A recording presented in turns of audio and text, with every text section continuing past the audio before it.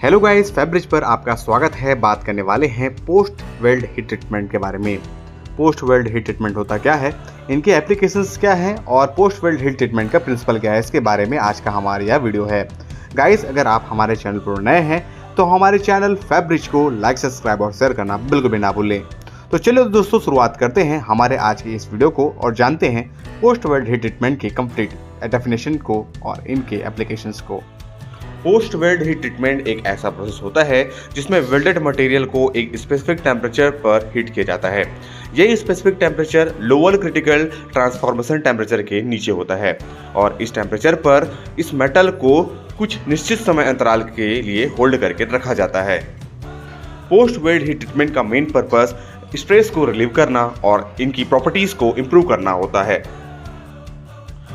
Post weld यानी कि PWST को स्ट्रेस रिलीविंग प्रोसेस भी कहा जाता है। PWST का उपयोग फ्रैक्चर को, जो कि कोरोजन की वजह से होते हैं, फटीग को और क्रीप को प्रिवेंट करने के लिए मोस्टली किया जाता है। बात करते हैं गाइस PWST के बेनिफिट्स के बारे में। इनके बेसिक बेनिफिट्स की बात करें तो इनका उपयोग डक्टिलिटी इंप्रूव करने के लिए, ब्रिटल फ्रैक्चर को रिड्यूस करने के लिए, मेटलर्जिकल स्ट्रक्चर को इंप्रूव करने के लिए और साथ ही डिफ्यूजन जो हाइड्रोजन रहते हैं उसको रिमूव करने के लिए PWST का उपयोग किया जाता है। माइल्ड स्टील के ज्वाइंट्स पर जिनकी थिकनेस 40 mm तक होती है, इन पर PWST नहीं की जाती और अदर स्टील्स पर post weld heat treatment manufacturer के रिकमेंडेशन के बेस पर की जाती है। पोस्ट वेल्ड हीट ट्रीटमेंट की रिक्वायरमेंट वहाँ पर होती है जहाँ पर इन्वायरमेंट की वजह से क्रैक मेटल्स पर हो सकते हैं। Post weld heat treatment generally carbon और मैग्नीज स्टील का 600 डिग्री सेल्सियस पर किया जाता है और इनकी जो प्रोसेस होती है 1 आवर पर 25 mm थिकनेस के हिसाब से की जाती है।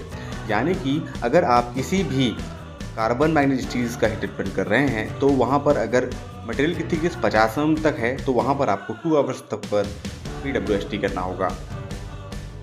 पोस्ट वेल्ड हीट ट्रीटमेंट को स्ट्रेस रिलीविंग प्रोसेस कहा जाता है।